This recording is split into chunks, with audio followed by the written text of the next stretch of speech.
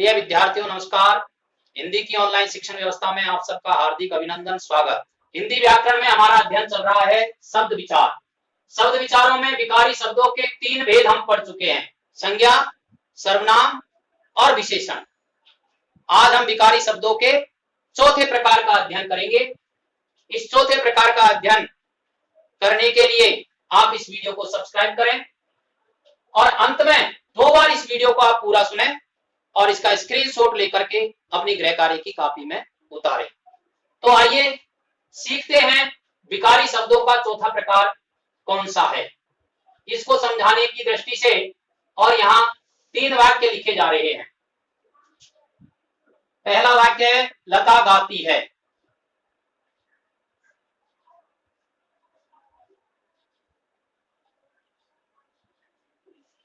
दूसरा वाक्य है मोहन पढ़ता है।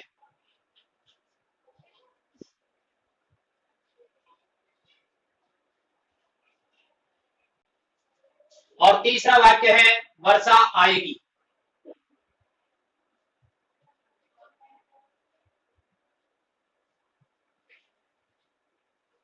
यदि इन तीनों वाक्यों को पढ़ने के बाद लता, मोहन और वर्षा, इन तीनों के कार्यों के बारे में आपसे पूछा जाए तो आप सहजता से उत्तर देंगे कि लता का कार्य है गाती है, मोहन का कार्य है पढ़ता है और वर्षा का कार्य है आना।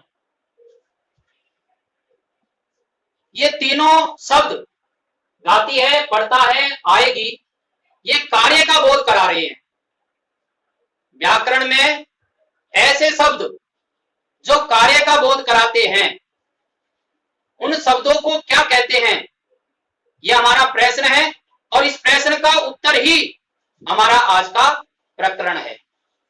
तो इस प्रकार के शब्दों को क्रिया शब्द कहते हैं। तो आज हम क्रिया शब्दों का अध्ययन करेंगे। आप पहले से ही जानते हैं कि ये जो क्रिया शब्द हैं ये विकारी शब्द होते हैं।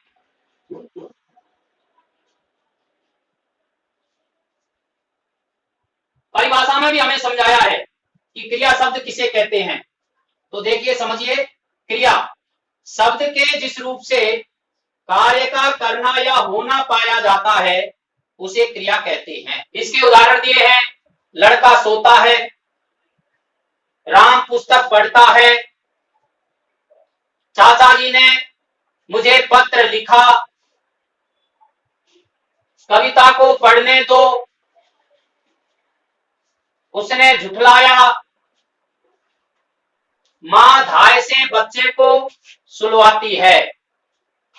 अब इन वाक्यों को पढ़ने के बाद सहज रूप से आपके मन में यह प्रश्न आ रहा होगा कि ये जो क्रिया शब्द है इनके रूप बदल रहे हैं, अलग अलग प्रकार से ये प्रयुक्त हो रही हैं। कहीं पर तो एक क्रिया आ रही है, लड़का सोता है केवल क्रिया शब्द है, राम पुस्तक पढ़ता है यहां इसके साथ कर्म जुड़ा हुआ है, चाचा जी ने मुझे पत्र लिखा इसके 2 कर्म हो रहे हैं, मुझे और पत्र, उसने झुठलाया ये क्रिया का निर्माण अन्य शब्द से हुआ है, मां धाय से बच्चे को सुलवाती है, इसमें मां काम नहीं कर रही है, धाय के द्वारा काम करवाया जा रहा है। इस प्रकार से अलग अलग प्रकार की क्रियाओं का और इन वाक्यों में प्रयोग हो रहा है। इससे यह बात तो तय हो गई है कि क्रियाओं के भेद हैं। तो हम क्रिया शब्द पढ़ने के साथ साथ फिर इस बात को भी पढ़ लेते हैं कि क्रियाओं के कितने भेद हैं। हिंदी व्याकरण में क्रियाओं के भेदों के 2 आधार बताए गए हैं।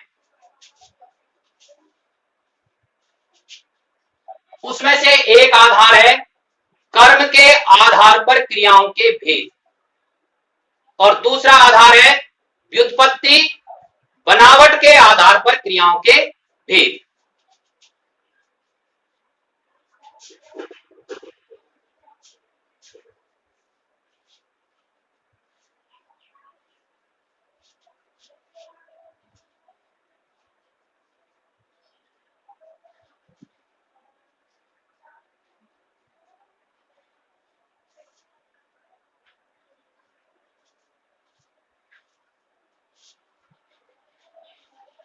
कर्म के आधार पर इसका कि क्रियाओं के साथ कर्म जुड़ता है।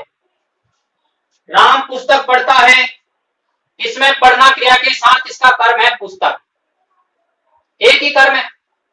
चाचा जी ने मुझे पत्र लिखा, इसमें चाचा जी ने मुझको पत्र को लिखा, दो कर्म है। और लड़का सोता है, राम सोता है, इसमें कर्म ही नहीं है। इसका अर्थ है कि कर्म के आधार पर भी क्रियाओं के भेद हैं। तो कर्म के आधार पर क्रियाओं को कितने भेदों में बांटा है, कितने प्रकारों में बांटा है, तो यहां में समझाया जा रहा है कर्म के आधार पर क्रियाओं के दो भेद हैं।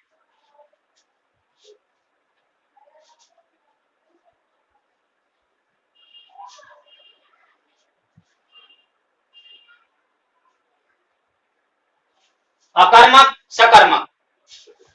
लड़का सोता है, इसमें कर्म नहीं है, अकर्मक। राम पुस्तक पढ़ता है, इसमें कर्म है, तो सकर्मक। कर्म के आधार पर भी फिर क्रियाओं के दो भेद हैं।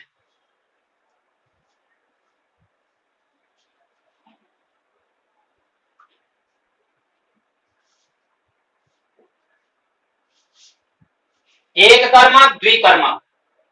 राम पुस्तक पढ़ता है, एक कर्म है, इसलिए कर्मक।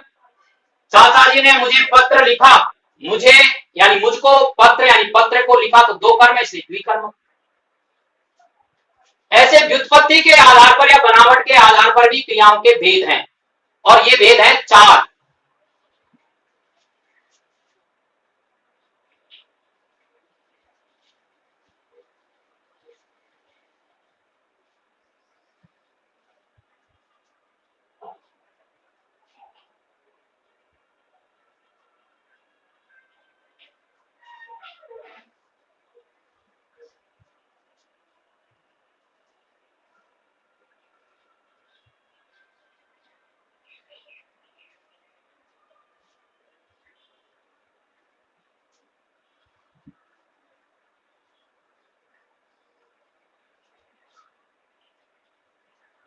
अपूर्ण क्रिया, संयुक्त क्रिया, नाम धातु क्रिया और प्रेरणार्थक क्रिया। अब ये क्रियाएं किनसे बनती है, ये प्रश्न आपके मन में आ रहा होगा।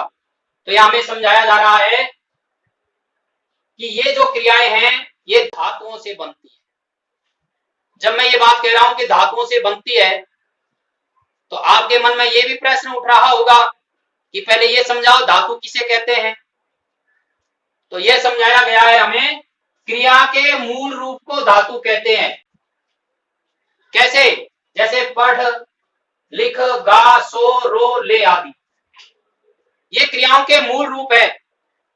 ये वो अक्षर हैं जो क्रियाओं के सब रूपों में पाए जाएंगे और जिनसे क्रियाएं बनती है। तो ऐसे क्रिया के मूल रूप को धातु कहते हैं। तो फिर क्रियाओं का सामान्य रूप क्या होता है, या प्रयोग में जब क्रियाएं हम लेते हैं तो उनका निर्माण कैसे होता है, वो कैसे बनती है। तो इन धातुओं से ही क्रियाएं बनती है, और कैसे बनती है ये समझाया गया है। क्रियाओं का सामान्य रूप या धातु से क्रिया बनना बहुत सरल तरीके से समझाया। देखिए, धातु से ना लगाकर, जो धातुएं होती है उनके साथ ना लगाकर क्रिया का सामान्य रूप बनाते हैं। जैसे यहां क्रिया धातु है पढ़, इसमें ना लगाएंगे तो पढ़ना। लिख से लिखना, हंस से हंसना, रो से रोना, गा से गाना, ले से लेना, सो से सोना, दौड़ से दौड़ना, भाग से भागना, है से होना और हार से हारना, ऐसे क्रियाएं बनती हैं। यहां दो वाक्य समझने की दृष्टि से हमें दिए हैं। शराब पीना बुरा है, लता का गाना बहुत सुंदर है, पढ़ना और खेलना आवश्यक है। इन वाक्यों में आप देखिए, पीना, गाना, पढ़ना और खेलना ये मूल रूप से क्रिया शब्द हैं, लेकिन इन वाक्यों में ये संज्ञा की तरह प्रयुक्त हो रहे हैं। तो समझाया ये जा रहा है कि कभी कभी क्रियाएं संज्ञा शब्दों की तरह भी प्रयुक्त होती हैं। अब ये जो क्रियाओं के भेद हैं, इनका विस्तृत वर्णन हम आगे के वीडियो में करेंगे। ये बात मैं आपको पहले ही समझा चुका हूं। हिंदी में जो परिभाषाएं होती है वह नाम का अर्थ होती है। अकर्मक की परिभाषा इसके अर्थ के अनुसार ही हो जाएगी, लेकिन हिंदी में मूल रूप से जो समझने की बात होती है वो शब्दों को समझना होता है। तो इनका विस्तृत अध्ययन और इनके विस्तृत उदाहरण आगे के वीडियो में समझेंगे।